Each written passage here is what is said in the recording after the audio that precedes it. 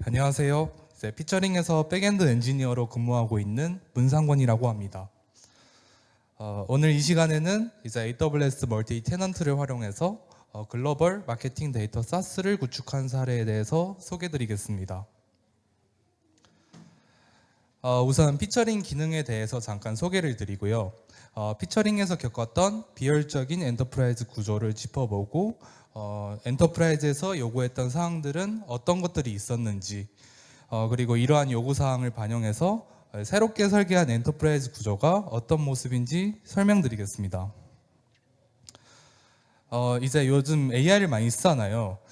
그래서 이제 AI한테 2024년 기준 한국에서 가장 잘 나가는 인플루언서 마케팅 서비스가 뭐냐라고 질문을 해보겠습니다. 네, 그러면 이제 다음과 같이 피처링이 소개됩니다. 피처링은 소셜미디어 데이터를 분석을 해서 효율적인 마케팅 전략을 짜주는 플랫폼입니다. 브랜드나 마케팅 담당자들이 인플루언서를 찾기도 하고 이제 분석도 하고 관리도 할 때 쓰는 서비스라고 보시면 됩니다. 이해를 돕기 위해서 피처링 서비스를 이용하는 사람들이 실제로 어떻게 서비스를 이용하는지 설명드리겠습니다. 첫 번째는 인플루언서를 찾는 과정입니다.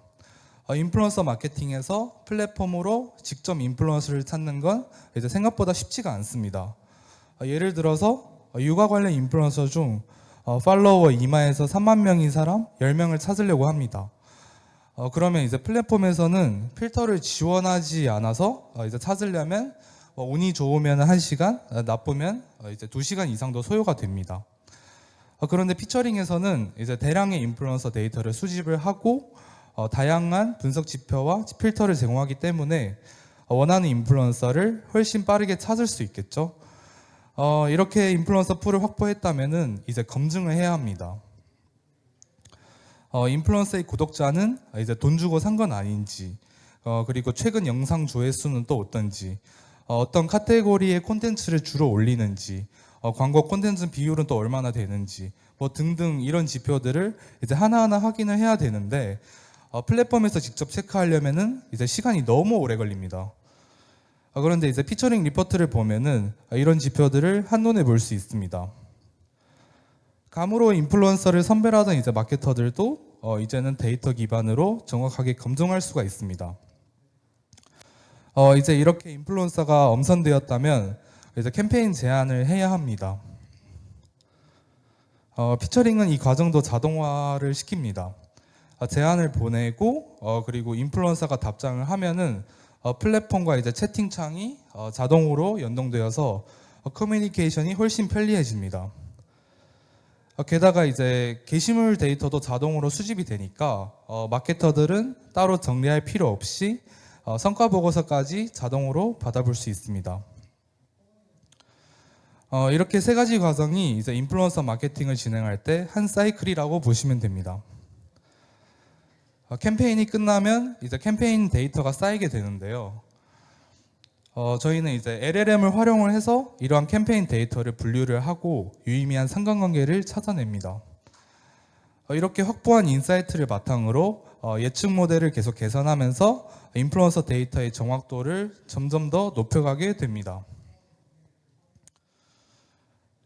피처링 서비스는 이제 인플루언서 마케팅을 자주 진행하는 기업들이 이제 주요로 사용을 하게 되는데요. 특히 지속적으로 이제 축적된 인플루언서의 데이터가 필요한 고객들에게 최적화된 플랫폼이라고 보시면 됩니다. 주로 마케팅 대행사에서 이제 많이 사용을 하지만 요즘에는 인플루언서 마케팅이 워낙 인기가 많기 때문에 일반 브랜드사의 마케터들도 많이 이용을 하는 편입니다. 하지만 이제 셀프 서비스를 원하는 기업들과는 이제 맞지 않는 부분이 있습니다. 이제 즉 엔터프라이즈를 원하는 고객은 자신만의 이제 마케팅 전략을 위한 서비스를 좀 요구하게 됩니다. 이제 셀프 서비스는 이제 고객이 온디맨드로 언제 어디서나 이제 자신이 필요할 때 서비스를 그 즉시 신청하고 경험할 수 있게 하는 것을 의미합니다. 이제 즉 저희는 이러한 엔터프라이즈 고객에게 원하는 서비스를 제공할 수 있어야 합니다. 하지만 이런 고객들에게 이제 프라이싱에 대한 문제가 발생을 하게 됩니다. 엔터프라이즈 고객들은 높은 가치의 요구사항을 제시하게 됩니다. 하지만 이제 셀프 서비스 구축에는 많은 개발자들이 투입되기 때문에 밸류보다 낮은 프라이싱이 어렵습니다. 그래서 많은 예산이 필요하게 됩니다. 하지만 저희는 이제 가치보다 낮은 프라이싱을 제공할 수 있어야 되고, 그래서 저희 기존 시스템에는 이제 어떤 문제점들이 있는지 이제 간단히 소개해드리겠습니다. 고객은 무료 스탠다드, 프리미엄, 엔터프라이즈로 이렇게 나누어집니다. 무료 스탠다드 프리미엄 고객은 ECS 서버에서 이제 서비스를 이용하고 CDN은 클라우드 프론트, 파일 관리는 S3, DB는 RDS, 캐시는 엘라스틱 캐시를 사용하게 됩니다. 저희는 소셜 데이터를 수집하고 분석해서 저장을 하는데요. 이 모든 데이터를 관리하는 영역을 이제 데이터 엔진이라고 부릅니다. 서비스에서 이제 소셜 데이터가 필요할 때 데이터 엔진에서 요청을 처리하도록 구성되어 있습니다. 그리고 소셜 데이터를 빠르게 조회하기 위해서는 이제 오픈서치를 사용하기도 합니다. 그리고 엔터프라이즈 고객들은 소셜 데이터를 활용한 다양한 기능을 요청하는 경우가 많습니다. 이런 요청이 들어올 때마다 EC2에 새롭게 배포하여서 분리된 인프라로 운영이 됩니다. 네, 이러한 구조가 이제 서비스 초반에는 크게 문제가 되지 않는데 엔터프라이즈 고객이 이제 많아지면서 문제가 생기기 시작했습니다. 네, 같이 문제점을 이제 한번 살펴볼게요. 고객사 A가 이제 기능을 추가 요청을 하면은 개발자가 클라우드 포메이션으로 새롭게 인프라 환경을 세팅을 하게 됩니다. 그리고 고객사가 원하는 기능을 이제 추가로 개발을 하게 되고요. 고객사 B도 이제 동일한 기능을 추가 요청하면은 개발자는 또 같은 작업을 반복을 하고 고객사 A가 고객사 A의 기능을 복사해서 사용하게 됩니다. 그리고 고객사 C는 동일한 기능에 이제 다른 기능을 추가 요청을 하면은 개발자는 같은 작업을 이제 반복하는 것은 물론이고 그리고 그 레거시 코드들을 복사해서 추가 개발을 진행하게 됩니다. 이런 식으로 고객사 요청이 들어올 때마다 레거시 코드들이 생기고 나중에는 관리가 안 되는 상황이 발생하게 됩니다. 피처링은 엔터프라이즈 고객사가 정말 많이 들어오게 되는데요. 이럴 때마다 개발자 리소스가 계속 소모되고 추후에는 이제 기능 업데이트나 버그 수정이 필요한 경우에는 이제 관리가 너무 어렵게 됩니다. 그래서 이제 저희는 리비전에 대해서 고민하고 이제 결정하게 되었습니다. 앞서 설명드렸던 이제 엔터프라이즈 고객의 다양한 요구사항과 구축 리소스를 효율화할 필요성을 느꼈고요. 그리고 기능 위주의 서비스 형태로 이제 3년 이상 운영하다 보니 레거시 코드들이 많이 쌓여 있습니다. 그리고 소셜 데이터들도 더 효율적으로 관리가 필요하다는 걸 느꼈습니다. 네, 앞서 설명드린 문제점을 해결할 리비전에서는 이제 다음과 같은 조건들이 요구가 됩니다. 고객에게 밸류를 제공할 수 있어야 되고 밸류보다 낮게 지는 프라이싱을 설계를 해야 되고 개발 리소스를 최소화할 수 있도록 중복 개발이 없는 프로젝트 구조도 설계를 해야 됩니다. 그리고 고객이 장기적으로 가치를 느낄 수 있어야 됩니다. 네, 이 모든 조건들로 이제 엔터프라이즈 관리를 위한 SaaS 아키텍처 구축을 시작하게 되었습니다. 네, 고객사를 만족시키기 위해서 저희는 이제 기존에 제공하고 있던 기능들을 좀 정리를 해보았습니다. 회원가입이나 이제 인플루언서 검색과 같은 일반적으로 제공 중인 저희 서비스 기능들을 포함을 시키고 그리고 내부 팀 IP로 인증하고 이제 접속한다거나 고객이 원하는 뭐 특별한 지표를 추가로 분석한다거나 등등 이제 확장된 기능들도 있고요. 이러한 기능 제공을 위해서 인프라 구축이나 뭐 사용량 관리 등을 우리가 해줄 수 있어야 됩니다. 이 모든 기능들을 정리해서 이제 예상 시나리오를 한번 그려보겠습니다. 고객사는 먼저 이제 온보딩 단계에서 고객사에 대한 정보를 기입을 하고 그리고 원하는 기능들을 선택을 하고 원하는 인프라 옵션을 설정을 합니다. 그리고 마지막으로 이제 결제 정보를 기입을 해서 제출을 하게 되면은 엔터프라이즈별로 이제 기능과 인프라를 이제 자동화로 배포하게 됩니다. 이런 구조를 이제 저희는 사스 아키텍처 패턴이라고 부릅니다. 사스 아키텍처에서는 컨트롤 플레인이랑 어플리케이션 플레인 이렇게 두 가지로 나뉘게 됩니다. 방금 전 설명드린 온보딩과 어드민은 이제 컨트롤 플레인 영역이라고 보시면 되고, 그리고 자동 생성된 기능과 인프라 구조들은 이제 어플리케이션 플레인 영역에 포함이 됩니다. 이 개념에 대해서 이제 아시는 분들도 있겠지만 모르는 분들을 위해서 설명 좀 드리면은 컨트롤 플레인은 이제 시스템의 이제 관리와 제어를 맡고 있고 데이터 흐름을 제어를 하고 이제 애플리케이션 운영에 필요한 뭐 설정이나 스케줄링, 뭐 보안, 로깅, 모니터링 같은 기능들을 이제 제공하고 있는 영역이고요. 그리고 반면 어플리케이션은 사용자가 직접 이제 상호작용하는 서비스와 기능을 제공을 하고 그리고 컨트롤 플레인의 지시를 받아서 배포되고 실행되는 영역입니다. 피처링 서비스 기준으로 이제 각각 정리를 해보면 이제 다음과 같습니다. 빌링, 뭐 인프라, 오그, 플랜 매트릭, 유저와 같은 이제 오그 정보에 포함되어야 할 기능들은 컨트롤 플레인으로 할당하여 이제 마이크로 서비스화하였고요. 그리고 프로젝트를 관리를 포함해서 비즈니스 기능들은 이제 전부 어플리케이션 플레인 영역으로 분류하여 모듈화하였습니다. 이제 실제로 인프라 구성을 어떻게 했는지 살펴보겠습니다. 컨트롤 플레인 영역에서는 이제 람다들로 전부 모듈화 시켰고요. 그리고 에어플로우를 통해서 플랜에 대한 배치를 관리를 하고 그래서 클라우드 포메이션으로 어플리케이션 영역의 인프라들을 컨트롤하고 그리고 사용량 기반 비용 측정을 하기 위해서 카프카로 매트릭 영역을 이제 안정적으로 구축을 진행했습니다.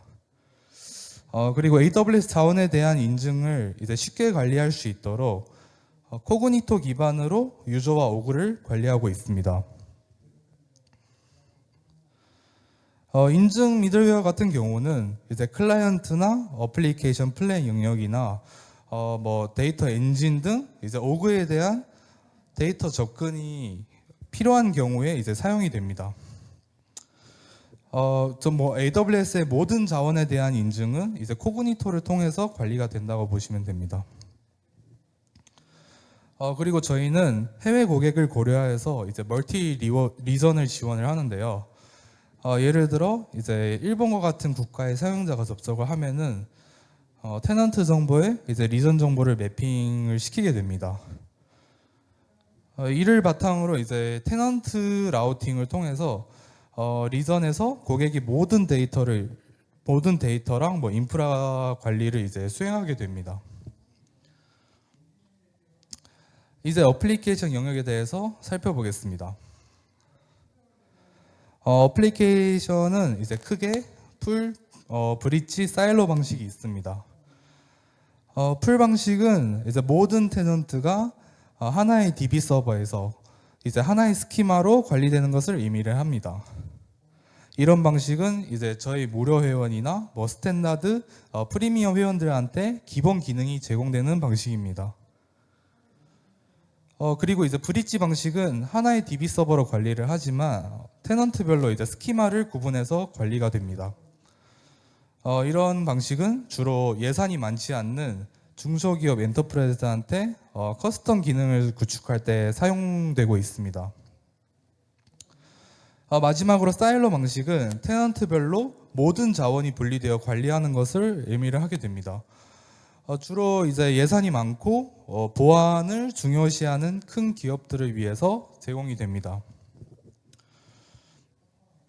이렇게 저희는 세 가지 방식으로 기능을 서빙을 하게 되어서 저희 고객들의 데이터는 이제 안전하게 분리되는 구조를 완성시켰습니다.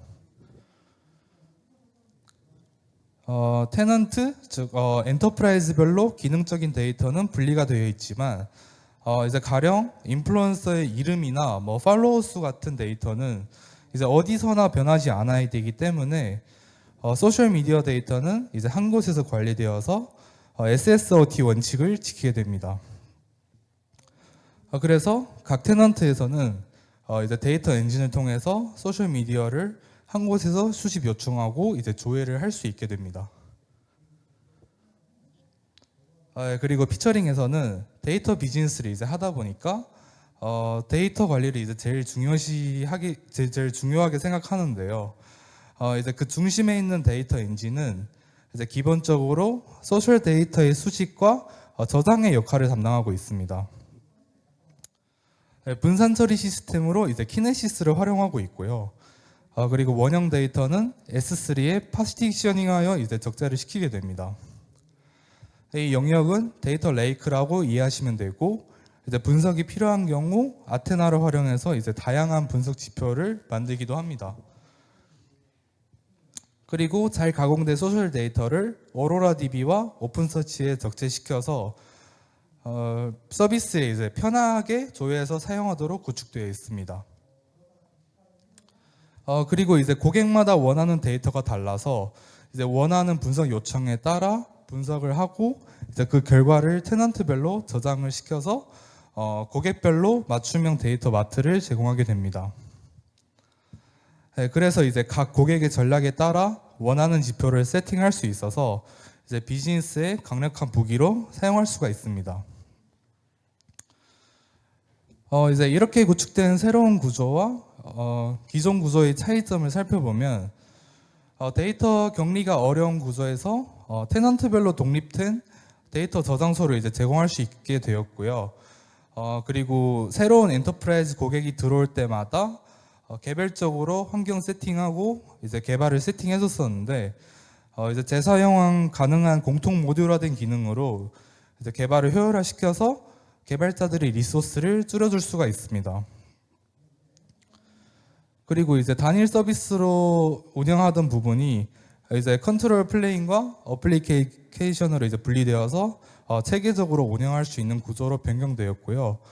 우리가 한정적으로 제공했던 프라이싱이 이제 사용량 기반 과금 모델을 구축할 수 있게 되어서 좀 더 다양한 프라이싱을 구성할 수 있습니다.